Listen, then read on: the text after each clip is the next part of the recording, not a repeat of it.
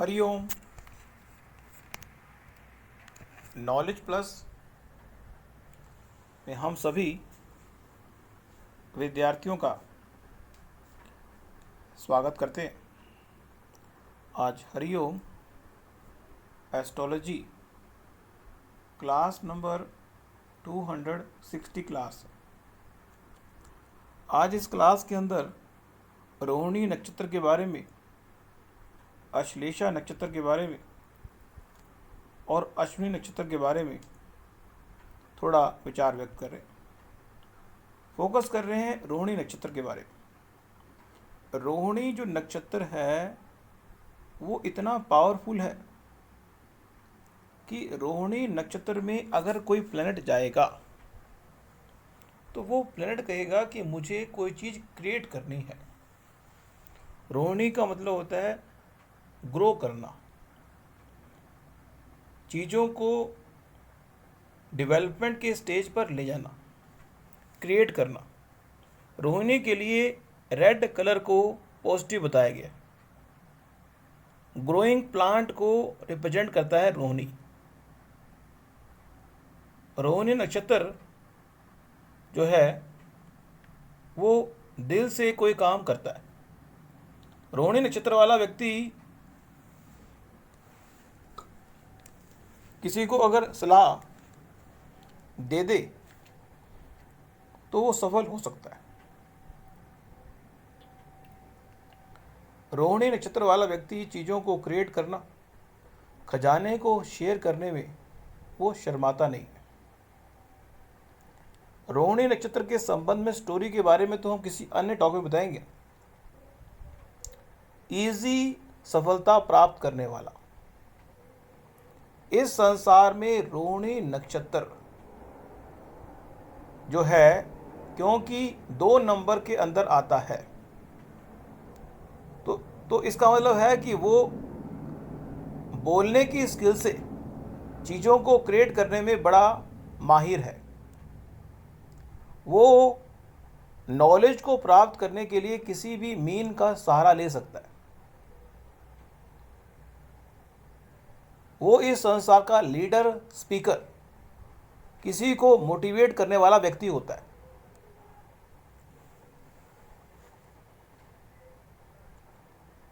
Creative power बड़ी अच्छी होती है। चैलेंजेस को फेस करना उसके लिए मुश्किल नहीं है। अब अगर हम रोहिणी के अलावा जो अश्लेषा नक्षत्र है उसके बारे में बात करें। अब रोहिणी के संबंध में तो जो बात हमने की क्रिएट करने की, क्योंकि रोहिणी जो है वो ब्रह्मा के साथ जुड़ा हुआ है। मीन्स रोहिणी जो चीज़ क्रिएट कर सकता है इस संसार का कोई व्यक्ति भी क्रिएट नहीं कर सकता, क्योंकि ब्रह्मा जो क्रिएट कर सकते हैं कोई और नहीं क्रिएट कर सकता। अब दूसरा एस्पेक्ट है अश्विनी का। जो अश्विनी नक्षत्र है वो भी परफेक्शन की ओर ले जाने वाला नक्षत्र है कि हमेशा परफेक्शन की ओर जाएंगे। लेकिन अश्विनी नक्षत्र के संबंध में एक श्राप मिला हुआ है। उसकी वजह से एक ब्राह्मण को श्राप मिला हुआ है। मीन्स एक ब्राह्मण ने एक बार क्या किया, अपनी वाइफ के भाई जब मिलने उनके पास आए, एक ब्राह्मण, स्टोरी है अश्विनी नक्षत्र के संबंध में, एक स्टोरी है कि एक बार अश्विनी नक्षत्र मीन्स एक बार एक ब्राह्मण के घर में ब्राह्मण की वाइफ का जो भाई है वो आया और काफ़ी सारा सोने का सामान लेके आया। ब्राह्मण के मन में विचार आया कि अगर इसकी हत्या कर दी जाए तो ये सारा सोना हमारा हो सकता है। ये बात विशेष रूप से अश्विनी नक्षत्र के संबंध में की गई है कि अगर अश्विनी नक्षत्र किसी भी प्लैनेट में है तो वो उसी ब्राह्मण की तरह है जिस ब्राह्मण ने अपनी पत्नी के भाई की हत्या करके सारा धन कब्जे में किया और उस धन का 1/6 दान दिया। ये बात विशेष रूप से समझने वाली है इस संसार में कि इस संसार में यदि कोई व्यक्ति लूट मार करके पैसे को दान भी देता है तो दान का पुण्य अलग से रिजर्व रहता है। मीन्स अगर आप इस संसार में कोई व्यक्ति भी, मतलब इस बात में रैशनल बिहेवियर नहीं है, क्योंकि अगर एक व्यक्ति ने एक अमीर व्यक्ति को लूट लिया और फिर गरीब व्यक्तियों को उस लूट का सामान दे दिया तो उसकी रिस्पॉन्सिबिलिटी कौन लेगा? क्योंकि जो लूटेरा है उसने तो एक बार गलती की, उसका जो इनाम है क्या गरीब व्यक्ति लेंगे या वो लेगा? निश्चित रूप से जो करता है वही गलती का हकदार है। बेशक जो दान देने से उसका लाभ उसको मिलेगा, लेकिन जो उसने लूटमार की उसका जो नुकसान है वो नुकसान ही अश्विनी नक्षत्र के अंदर ब्राह्मण को चुकाना पड़ता है। और कहते हैं कि अश्विनी नक्षत्र में अगर वो प्लैनेट आ जाए जो संतान उत्पत्ति के लिए रिस्पॉन्सिबल होता है तो संतान उत्पत्ति करने में वो समर्थ नहीं हो पाएगा। मीन्स जब भी कोई प्लैनेट कोई भी प्लैनेट यदि अश्विनी नक्षत्र में जाएगा तो जिस चीज का वो कारक है वो चीज उसको नहीं मिलेगी।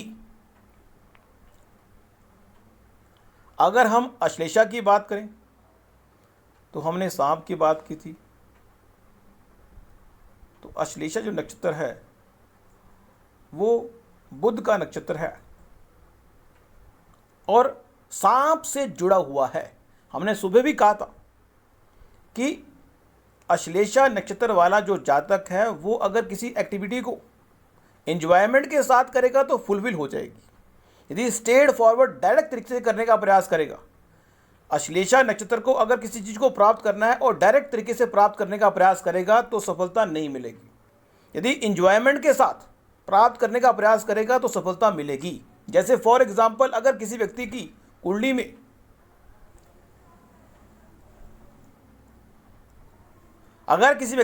में सातवें भाव का मालिक अश्लेषा में हो तो उस स्थिति में व्यक्ति अगर शादी के संबंध में डायरेक्ट लड़की को कह दे कि आई लव यू तो लड़की कहेगी मैं आपसे बात नहीं करती। मीन्स अश्लेषा जो नक्षत्र में कोई प्लैनेट है वो डायरेक्ट आउटपुट देने के लिए प्रोग्राम नहीं है। वो कहता है सहज भाव से टेढ़े मेढ़े होके, मीन्स सांप की तरह एंजॉयमेंट के साथ चीज़ों को एग्जीक्यूट करोगे तो मैं सपोर्ट करूंगा। यदि स्ट्रेट फॉरवर्ड आप चीज़ों को एग्जीक्यूट करके फल लेने का प्रयास करोगे तो मैं फल नहीं दूंगा। यह पॉइंट ऑफ व्यू अश्लेषा के संबंध में कहा गया।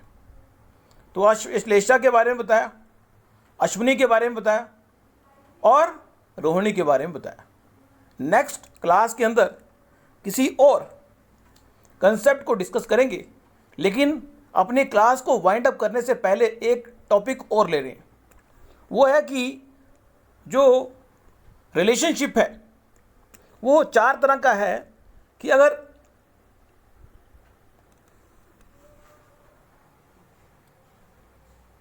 एक्सचेंज ऑफ डिपॉजिटर, अगर मेष लगन की कुंडली है और लगन का मालिक 7वें भाव में और 7वें भाव का मालिक पहले भाव में आ जाए तो उसको बोलते हैं एक्सचेंज ऑफ डिपॉजिटर। वो पहला एस्पेक्ट हुआ। दूसरा है कि किसी डिपॉजिटर को अगर 7वें भाव का मालिक जो भी है वो 7वें भाव का मालिक यदि 7वें भाव में नहीं और पहले भाव में है और 7वें भाव में शनि है तो 7वें भाव को 7वें भाव का डिपॉजिटर पहले भाव से देख रहा है, तो ये दूसरा एस्पेक्ट हुआ। तीसरा है म्यूचुअल एस्पेक्ट कि एक दूसरे को देखना। 7वें भाव का मालिक 7वें भाव में है और पहले भाव का मालिक पहले भाव में है, एक दूसरे को देख रहे हैं, उसको बोलते हैं म्यूचुअल एस्पेक्ट। फिर है सिटिंग एस्पेक्ट। कई बार ऐसा भी सुनने को आता है कि जो एस्पेक्ट है उसका जो प्रभाव है अगर हमें चेकआउट करना हो तो सिटिंग के प्रभाव को देख के हम आस्पेक्ट के प्रभाव को पिन पॉइंट कर सकते हैं। तो आज की इस टॉक में हमने ये बात डिस्कस की। नेक्स्ट टॉक में कुछ और टॉपिक लेंगे। Thank you so much for listening and always putting Hari Om knowledge plus.